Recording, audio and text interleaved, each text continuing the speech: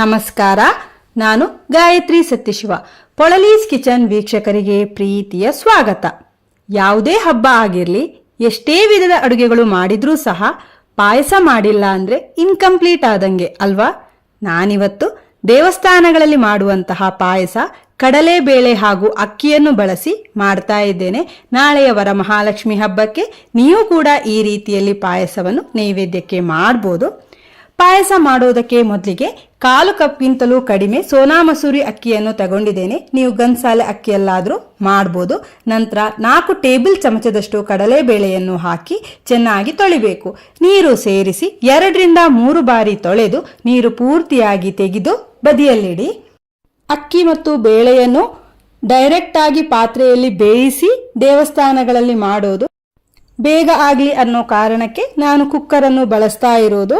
ತೊಳೆದಿಟ್ಟ ಅಕ್ಕಿ ಬೇಳೆಯನ್ನು ಹಾಕಿ 3 ಕಪ್ ನೀರು ಸೇರಿಸಿ 5 ರಿಂದ 6 ಲವಂಗವನ್ನು ಹಾಕಿ ಮುಚ್ಚಳ ಮುಚ್ಚಿ ಮೆತ್ತಗೆ ಅಂದ್ರೆ 4 ವಿಸಿಲ್ ಹಾಕಿ ಬೇಯಿಸಬೇಕು. ತೆಂಗಿನಕಾಯಿ ಹಾಲು ತೆಗೆಯೋದಕ್ಕೆ ಒಂದು ಮಿಕ್ಸಿ ಜಾರಿಗೆ 1.5 ಕಪ್ನಷ್ಟು ಹಸಿ ತೆಂಗಿನ ತುರಿಯನ್ನು ಹಾಕಿ 1 ಕಪ್ ನೀರು ಸೇರಿಸಿ 1 ನಿಮಿಷ ಚೆನ್ನಾಗಿ ಬ್ಲೆಂಡ್ ಮಾಡಿ. ನಂತರ ಜಾಲರಿಯಲ್ಲಿ ಸೋಸಿ ತೆಂಗಿನಕಾಯಿಯನ್ನು ಸ್ಕ್ವೀಸ್ ಮಾಡಿ ಪೂರ್ತಿಯಾಗಿ ಹಾಲನ್ನು ಬೇರ್ಪಡಿಸಿದಾಗ 1ನೇ ತೆಂಗಿನಕಾಯಿ ಹಾಲು ಸಿಗತ್ತೆ. ಪುನಃ ರುಬ್ಬಿರುವಂತಹ ತೆಂಗಿನಕಾಯಿಯ ಜಿಗಟನ್ನು ಮಿಕ್ಸಿ ಜಾರಿಗೆ ಹಾಕಿ 1/2 ಕಪ್ ನೀರು ಸೇರಿಸಿ 1 ನಿಮಿಷ ಬ್ಲೆಂಡ್ ಮಾಡಿ ಅದೇ ತರ ಜಾಲರಿಗೆ ಹಾಕೊಂಡು ಹಾಲನ್ನು ಸ್ಕ್ವೀಸ್ ಮಾಡಿದಾಗ 2ನೇ ತೆಂಗಿನಕಾಯಿ ಹಾಲು ಕೂಡ ಸಿಗತ್ತೆ. ಜಾಸ್ತಿ ಪ್ರಮಾಣದಲ್ಲಿ ನೀವು ಪಾಯಸವನ್ನು ಮಾಡ್ತಿದ್ರೆ ಇದೇ ಪ್ರೋಸೆಸ್ ಅನ್ನು ಮುಂದುವರಿಸಬಹುದು. ನೀರನ್ನು ಸೇರಿಸಿ ರುಬ್ಬಿ 3ನೇ ಹಾಲನ್ನು ತೆಗಿಬಹುದು. ಇವಾಗ 1ನೇ ಹಾಲು ಹಾಗೂ 2ನೇ ಹಾಲು ರೆಡಿ ಆಯಿತು. 1ನೇ ಹಾಲು ಅಂದ್ರೆ ದಪ್ಪಗಿರುವ ಹಾಲು, 2ನೇ ಹಾಲು ಸ್ವಲ್ಪ ತೆಳುವಾಗಿರುತ್ತೆ. ಇನ್ನು ಇದನ್ನ ಬದಿಯಲ್ಲಿಡಿ. ಈ ಕಡೆ ಕುಕ್ಕರ್ ಅನ್ನು ಓಪನ್ ಮಾಡೋಣ. ಅಕ್ಕಿ ಹಾಗೂ ಬೇಳೆ ಚೆನ್ನಾಗಿ ಮೆದುವಾಗಿ ಬೆಂದಿದೆ. ದಪ್ಪ ತಳದ ಪಾತ್ರೆಗೆ 1 ಕಪ್ ಬೆಲ್ಲವನ್ನು ಹಾಕ್ತಾ ಇದ್ದೇನೆ. ಬೆಲ್ಲದಲ್ಲಿ ಕಲ್ಮಶಗಳಿದ್ರೆ ನೀರು ಮಾಡಿದ ನಂತರ ಶೋಧಿಸಿಕೊಂಡು ನಂತರ ಪಾಯಸಕ್ಕೆ ಬಳಸಬೇಕು. ನಾನಿಲ್ಲಿ ಹಾಕಿರುವ ಬೆಲ್ಲ ಶುದ್ಧವಾಗಿದ್ರಿಂದ ಡೈರೆಕ್ಟ್ ಆಗಿ 4 ಚಮಚ ನೀರನ್ನು ಸೇರಿಸಿ ಬೆಲ್ಲವನ್ನು ಕರಗಿಸ್ತಾ ಇದ್ದೇನೆ. 2 ನಿಮಿಷ ಅಂದ್ರೆ ಈ ರೀತಿಯಲ್ಲಿ ಗುಳ್ಳೆಗಳು ಬರುವ ತನಕ ಕುದಿಸಬೇಕಾಗತ್ತೆ. ಬೆಲ್ಲದ ನೀರನ್ನು ಕುದಿಸಿದ ನಂತರ ಬೇಯಿಸಿಟ್ಟಿರುವ ಅಕ್ಕಿ ಬೇಳೆ ಮಿಶ್ರಣವನ್ನು ಹಾಕಿ ಚೆನ್ನಾಗಿ ಮಿಕ್ಸ್ ಮಾಡಿ. ಇನ್ನು ಬೆಲ್ಲದ ನೀರಿನಲ್ಲಿ 3 ನಿಮಿಷ ಕುದಿಸಬೇಕು. ಮಧ್ಯದಲ್ಲಿ ಕೈಯಾಡಿಸ್ತಾ ಇರಬೇಕು.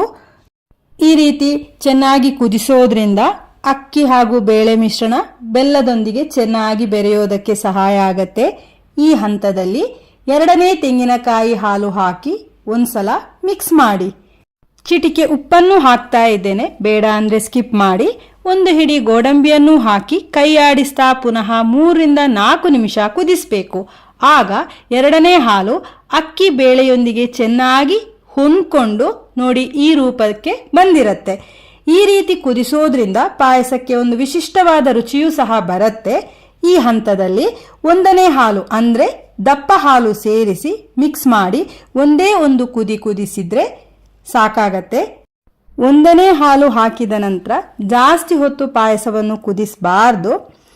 1 ಕುದಿ ಬಂದ ನಂತರ ಗ್ಯಾಸ್ ಫ್ಲೇಮ್ ಅನ್ನು ಆರಿಸಿ ಕೊನೆಗೆ 1 ಚಮಚ ತುಪ್ಪ ಹಾಕಿದ್ರೆ ದೇವಸ್ಥಾನಗಳಲ್ಲಿ ಮಾಡುವಂತಹ ಅಕ್ಕಿ ಕಡಲೆ ಬೇಳೆ ಪಾಯಸ ರೆಡಿ ಆಯಿತು. ಬಿಸಿ ಇರುವಾಗ ಈ ಹದದಲ್ಲಿರತ್ತೆ. ತಣ್ಣಗಾದ್ಮೇಲೆ ಸ್ವಲ್ಪ ಗಟ್ಟಿಯಾಗ್ತಾ ಬರುತ್ತೆ. ಆಗ ಬೇಕಿದ್ರೆ ನಾರ್ಮಲ್ ಹಾಲನ್ನು ಸೇರಿಸಿ ಹದವನ್ನು ಸರಿ ಮಾಡಬಹುದು. ಅದು ಕಂಪ್ಲೀಟ್ಲಿ ಆಪ್ಷನಲ್. ರೆಸಿಪಿ ನೋಡಿದ್ರಲ್ಲ, ನೀವು ಕೂಡ ನಾಳೆಯ ಹಬ್ಬಕ್ಕೆ ಈ ರೀತಿಯಲ್ಲಿ ಪಾಯಸ ಮಾಡಿ ಹೇಗಾಗಿದೆ ಅಂತ ಹೇಳಿ. ಮುಂದಿನ ವಿಡಿಯೋದಲ್ಲಿ ಭೇಟಿಯಾಗೋಣ. ಧನ್ಯವಾದಗಳು.